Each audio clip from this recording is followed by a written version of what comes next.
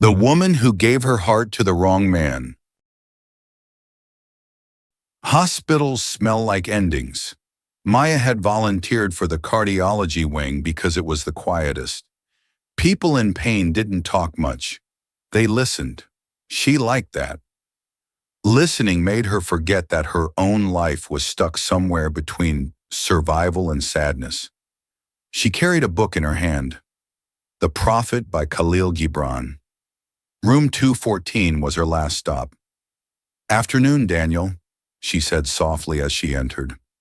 The man on the bed looked up, thin, pale, but eyes alive with mischief. "You're late." "I brought words to make up for it," she replied, holding up the book. "Words can't fix lateness," he teased, "but they make dying more poetic." She froze slightly. His tone was light, but his truth was heavy. He smiled, sensing her discomfort. "Relax, Maya. I'm not afraid of dying. I just hate that life didn't give me an extension." She sat down by his bed, heartbeat slowing to his calm rhythm. He had that effect, a strange serenity, as though death had already whispered to him, and he'd made peace with the terms. "What are we reading today?" he asked. She flipped the book open. "Love. The part that says, 'When love beckons to you, follow him, though his ways are hard and steep.'" He closed his eyes as she read, and for a moment she thought he'd fallen asleep. But when she stopped, he said quietly, "That's the thing about love. People chase the feeling, not the cost." She tilted her head. "And which one are you chasing?" He opened his eyes, looked straight at her. "Neither. I just want to feel it once before I go." The words landed deep, not flirtation, not pity, just truth. She smiled faintly. "That's brave." He chuckled. "No, it's foolish. But at least it's honest." Over the next few weeks, she found herself rearranging her volunteering hours, always ending with Room 214. They talked about everything: fear, music, the smell of rain. She told him about her failed engagement, how love had turned into negotiation. He listened, not to reply, but to understand. "Maybe," Daniel said one afternoon, "you gave your heart to someone who didn't know what to do with it." "And what would you do with it?" she asked playfully. He smiled, the kind that doesn't hide truth. "I'd keep it beating, even if mine stopped." The room fell silent. Outside, the city moved on, cars honking, rain beginning. But inside, time paused. Two people, one dying, one learning to live again, built a bridge with no future, only moments. And somehow, those moments became enough.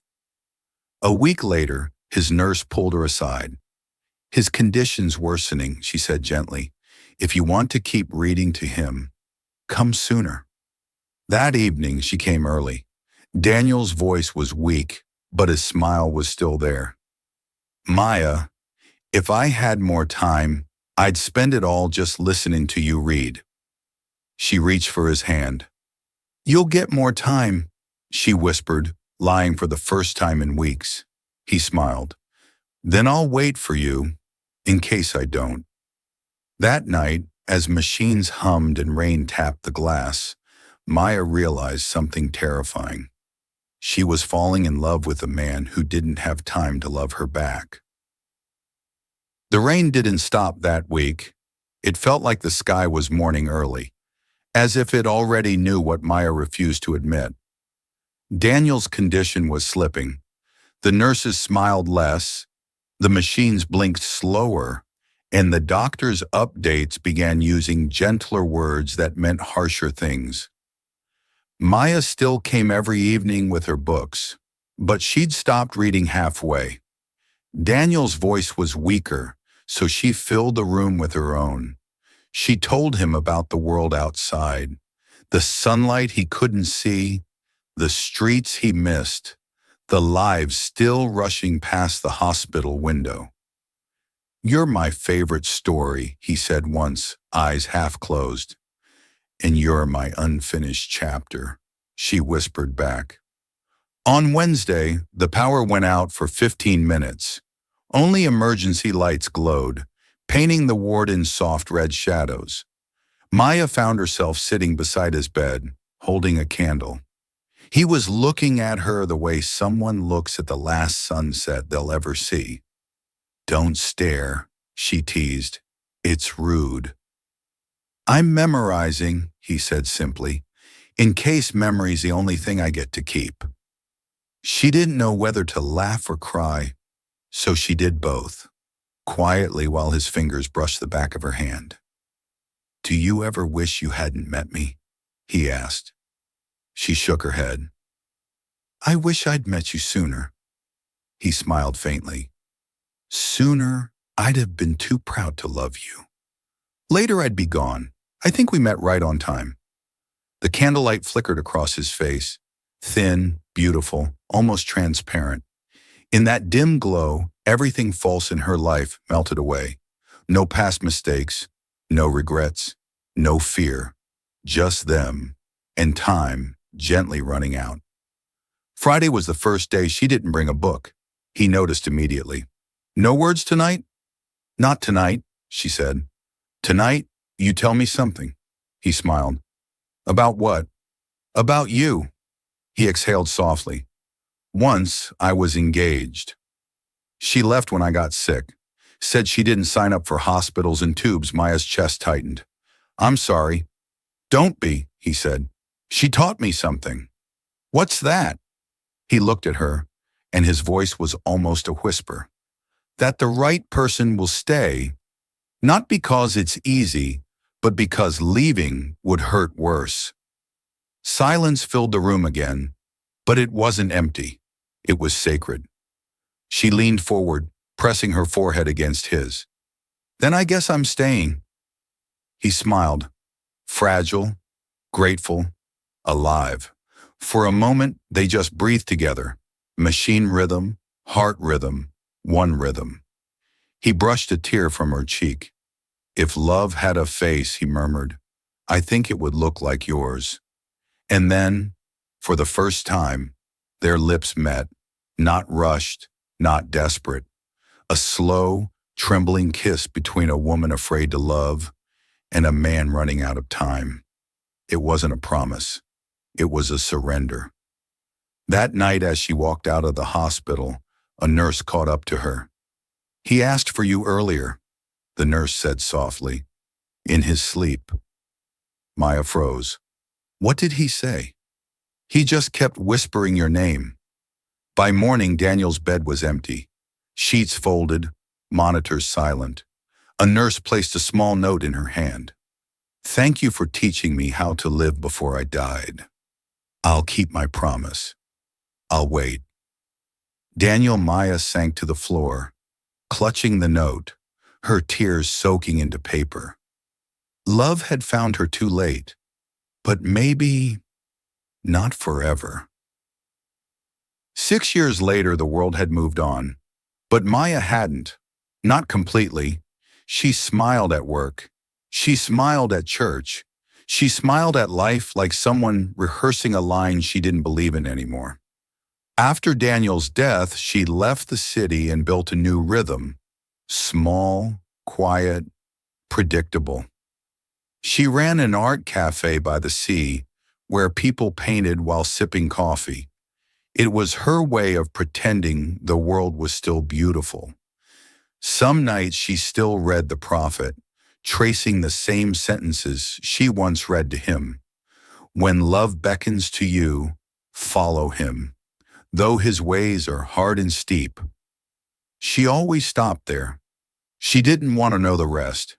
The day she met Lucas, it was raining. The kind of rain that tasted like déjà vu. He walked into her cafe, shaking water from his jacket, smiling awkwardly. He looked lost, like he wasn't supposed to be there, yet completely at home. "Sorry," he said, glancing around. "I didn't know you closed early." "We don't," she replied automatically. "Sit anywhere you like." He ordered tea and apple pie. Simple, quiet. But when he smiled to thank her, something in her stomach shifted. It wasn't attraction, it was recognition, like a song she'd heard once in another life. He took a seat near the window. The wind pressed against the glass. The sky darkened. After a while, he asked, "Do you own this place?" She nodded. "It feels peaceful," he said, looking around. "Like somewhere you come when you're tired of pretending you're fine." Her heart stilled. "How did you know that?" she asked, half laughing. He smiled faintly. "I don't know. Just feels like something you'd understand." There was silence, but it wasn't awkward. It was familiar, like the pauses she once shared with someone who taught her how to breathe again. Over the next few weeks, Lucas came often, sometimes to work, sometimes just to sit near her. He was kind, soft-spoken, and yet carried a sadness he didn't name. When he laughed, his eyes crinkled the same way Daniel's did, just for a second. When he spoke about art, his words echoed Daniel's gentleness.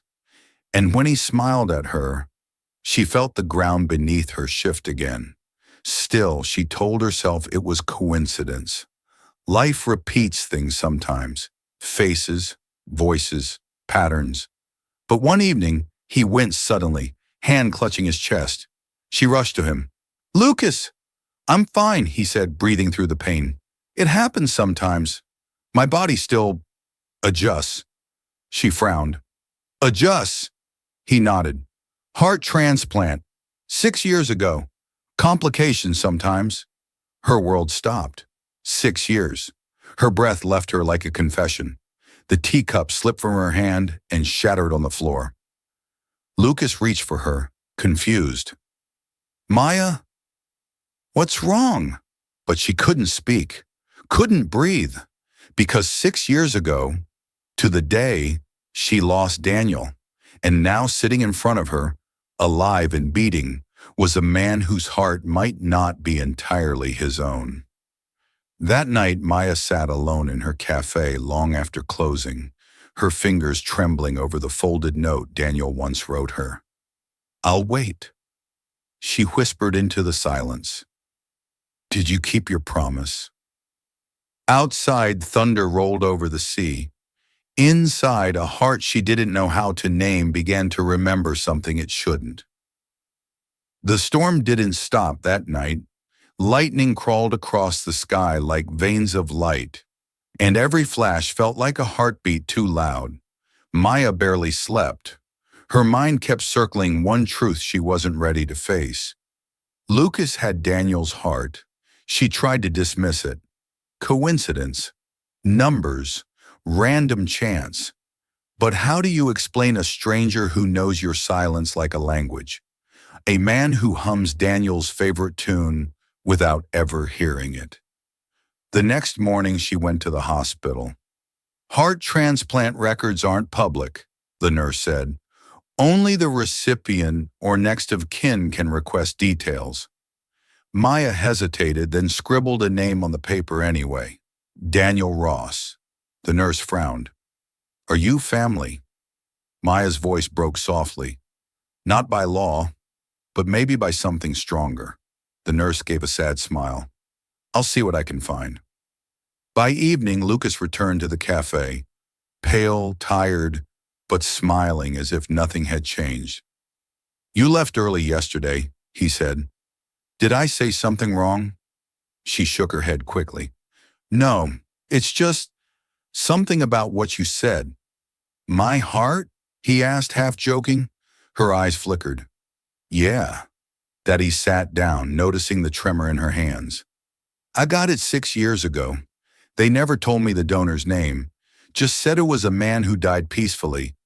Sometimes I wonder about him." Maya looked up slowly. "You do?" He nodded.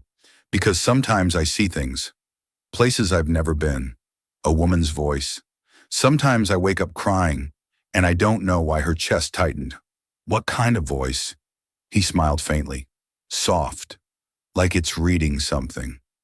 A book. Maybe her eyes blurred with tears. Do you ever feel, she whispered, like your heart remembers someone it loved before you? He looked at her carefully, like she'd spoken a truth he'd felt but never named. Yes, he said, all the time. Days passed. Maya found herself studying him, the way he stirred his coffee, the way his laugh rose slightly at the end. The same quirks, the same warmth.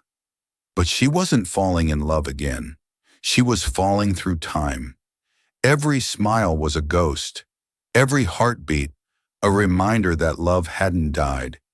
It had simply changed bodies. One night she brought out the prophet. Humor me, she said. Let me read something. Lucas smiled. Sure. She opened to the same page. Her voice trembled as she read. When love beckons to you, follow him, though his ways are hard and steep. Lucas's eyes widened. I've heard that before. Her hand froze. You have? He nodded slowly. In a dream. You were reading it. The book slipped from her lap. He reached for her hand. Maya, what's happening to me? She stared at him through tears. Maybe it's not happening to you. Maybe it's happening for me. He shook his head, frightened and awed. Why do I feel like I've lost you before? Because, she whispered, you have. That night after Lucas left, Maya opened Daniel's note again. She noticed something she'd never seen. Faint handwriting on the back, smudged but clear enough to read. If love is real, it will find a way to keep beating. She pressed the paper to her chest and cried, because somehow, impossibly, it had. Lucas stopped coming to the cafe for a week. Maya tried to convince herself it didn't matter, but her hands kept setting out 2 cups instead of 1. On the 7th day, he walked in looking pale, trembling, with eyes full of questions. She dropped the mug she was holding. You look like you've seen a ghost, she whispered.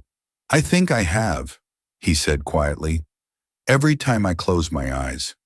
He sat down, clutching something, a small brown envelope. You said something last week about me losing you before. Maya's breath hitched. Yes? He opened the envelope and pulled out a hospital form. My doctor called. Said there's been a record mix-up. He wanted me to confirm the donor's name. Daniel Ross. Her world stopped.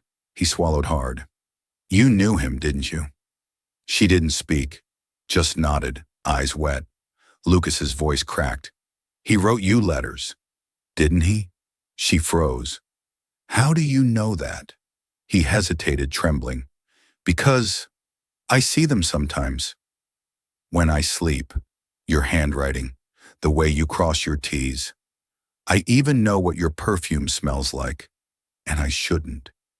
She covered her mouth with her hand, trying not to sob.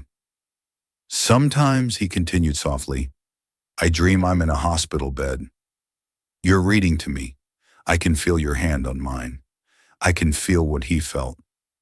I don't understand it. Maya's tears fell freely now. You're not supposed to. Love never asked us to understand it. Lucas leaned closer. Who was he to you? Her answer was barely a whisper. Everything. He stared at her, the realization sinking like an anchor. This isn't just memory, is it? He said. It's something else. Maya nodded weakly. He said he'd wait. Lucas exhaled sharply. Maya, you think I'm him? She shook her head. No, you're you. But maybe love found a way to borrow a heartbeat. Silence filled the cafe. Outside, the sky dimmed to a soft gray. That same shade she remembered the day Daniel died. He looked at her then, eyes glistening. I feel like I've been looking for you since before I even knew what I was missing. She smiled sadly. That's exactly how love works. It doesn't die. It just waits to be recognized. The next evening he came back, holding an old journal. I started writing after the transplant, he said. Dreams, feelings, things that didn't belong to me. He handed it to her. The first page read, "There's a woman with eyes like late summer rain. She's waiting for something she can't name." Her hands trembled as she turned the page. Every entry felt like déjà vu, their memories retold in his handwriting, their jokes, their moments, their goodbye, written by someone who wasn't there. "I don't know what's real anymore," he whispered, "me or the man whose heart beats inside me." Maya looked up, tears streaming. "You're both real. You're living proof that love survives everything, even death." He reached for her hand. "And what about us?" She smiled through her tears. "That's the part we still get to write." That night as he left, he turned at the door. "Maya, I'm scared. What if this ends the same way?" She met his eyes, voice trembling, but sure. "Then I'll read to you again, until love remembers us both." Lucas's health began to falter 2 months later, not suddenly, just quietly, like a light dimming one breath at a time. At first it was fatigue, then dizziness. Then one morning, he collapsed in the cafe, the same place where everything had begun again. Maya screamed his name, her hands trembling as she held him. His pulse fluttered under her touch, faint but alive, exactly the way Daniel's had been on the day she lost him. The hospital walls were cruelly familiar, white, sterile, unfeeling. It was the same ward, the same corridor, the same smell of antiseptic grief. Maya stood outside the room while doctors worked on him, her heart pounding against her ribs.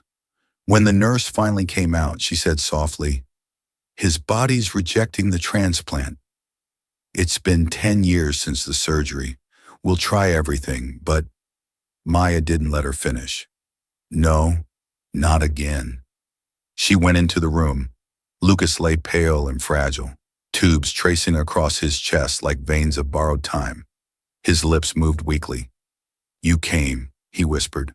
"I never left," she replied. He smiled faintly. "Feels like déjà vu." "It is," she said, taking his hand. "Only this time, I'm not losing you without a fight." For the next few days, she barely left his side. She read to him, again, the same passages, the same rhythm. "When love beckons to you, follow him." Lucas opened his eyes. "That voice," he whispered, "that's what I hear in my dreams." Tears slipped down her face. "Because maybe your heart's been listening all along." He managed a weak laugh. "Then I guess it has good taste." She smiled through tears. It always did. One night, as machines hummed and rain whispered against the window, he turned to her. "Maya, do you think he knows, the man whose heart I carry?" She nodded. "He does. He's been trying to find his way back to me through you." Lucas looked at her, voice trembling. "And what if he does? What happens to me?"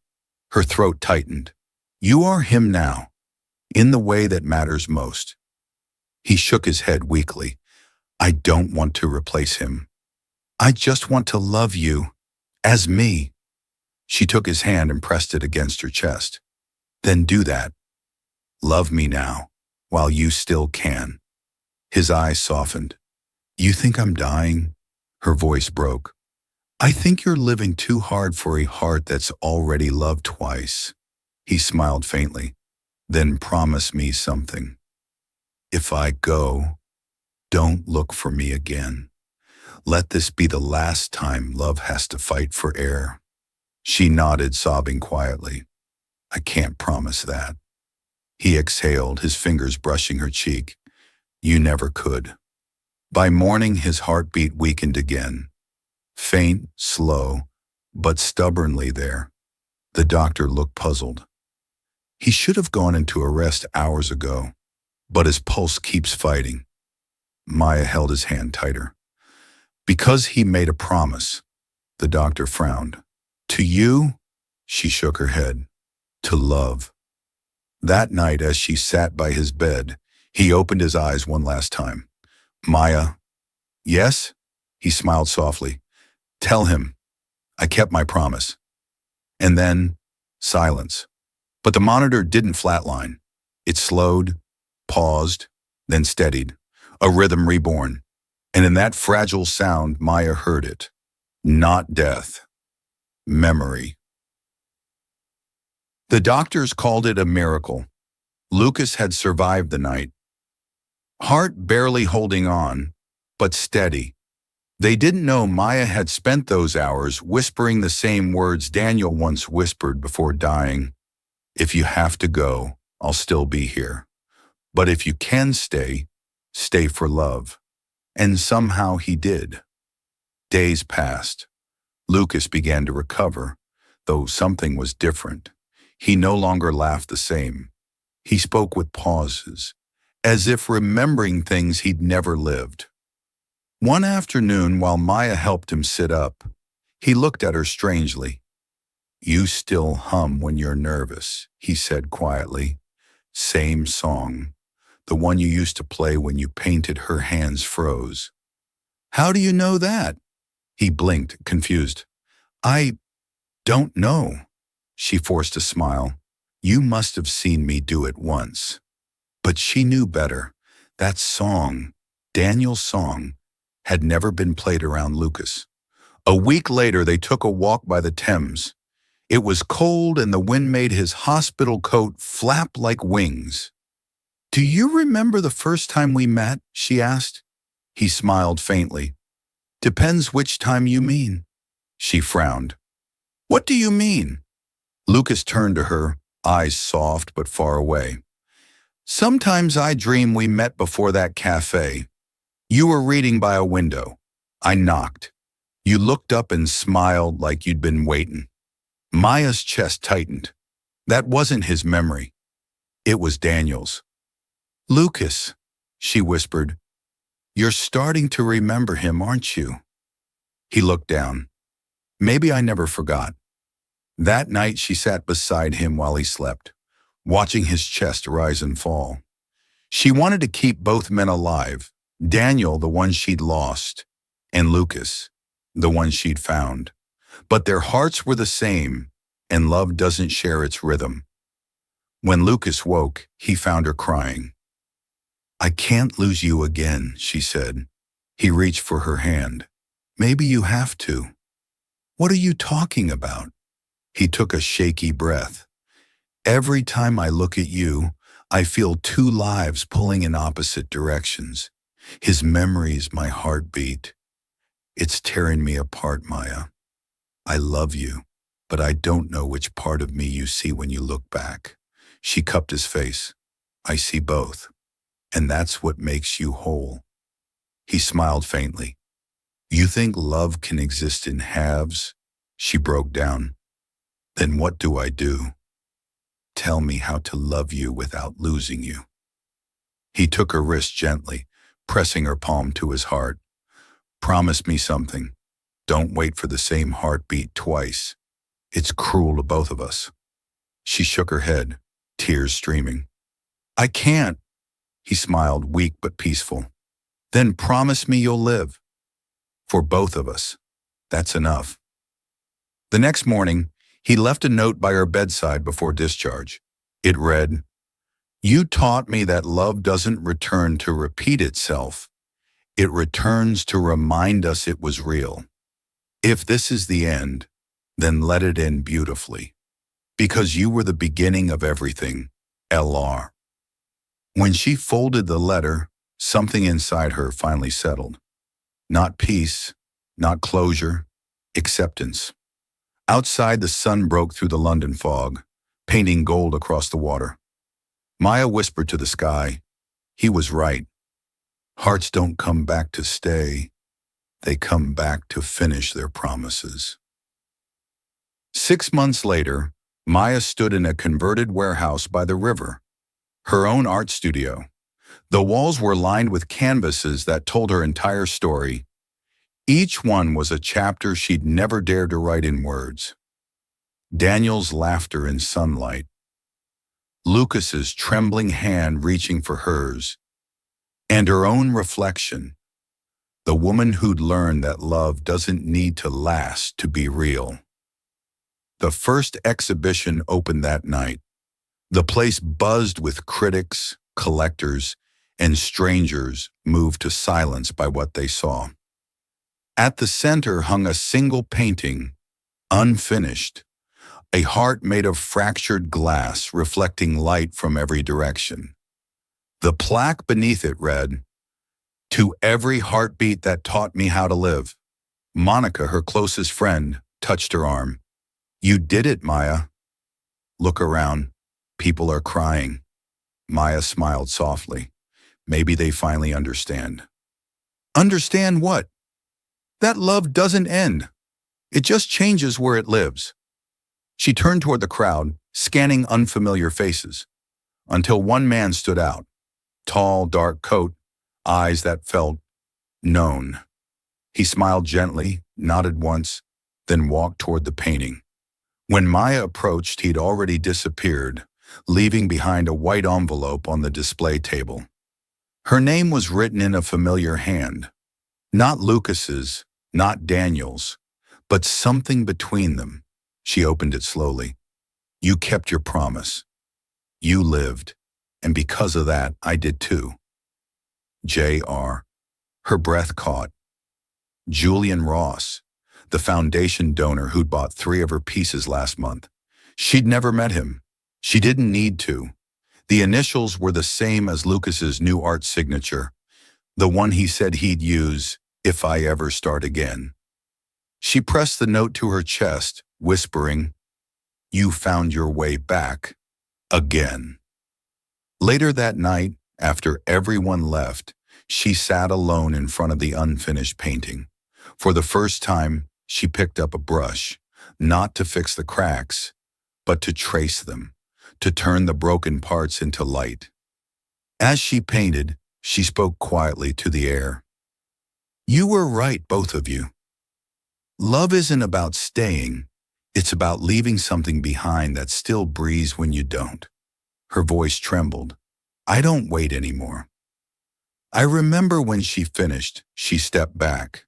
The heart on the canvas glowed beneath the lights, fractured but radiant, alive in every reflection.